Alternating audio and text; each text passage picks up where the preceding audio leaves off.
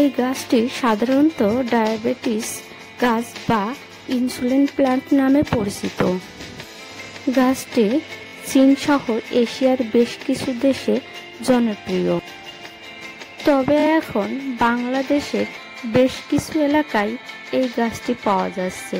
অনেকেই টবে অথবা বাড়ির আঙিনায় লাগাচ্ছে। ডায়াবেটিস নিয়ন্ত্রণে গাছটি সহায়ক হিসেবে পরিচিত।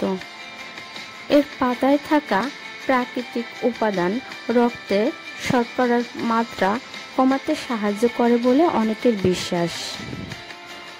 কাঁচা পাতা প্রতিদিন সকালে বা বিকালে খালি পেটে চিবিয়ে খাওয়া হয় বা চা বানিয়ে পান করা হয়। প্রাকৃতিক ভেষজ এই পাতা রোগ প্রতিরোধ ক্ষমতা বাড়াতে সাহায্য করে, তবে চিকিৎসকের পরামর্শ ছাড়া এই পাতা অতিরিক্ত সেবন করা উচিত নয়। আমার আম্মা প্রতিদিন সকালে খালি পেটে ডায়াবেটিস নিয়ন্ত্রণের জন্য একটি করে পাতা চিবিয়ে খান, এবং আমি অনেককেই দেখেছি এই পাতা খেয়ে ওষুধ না খেয়ে উপকার পেতে আল্লাহর রহমতে।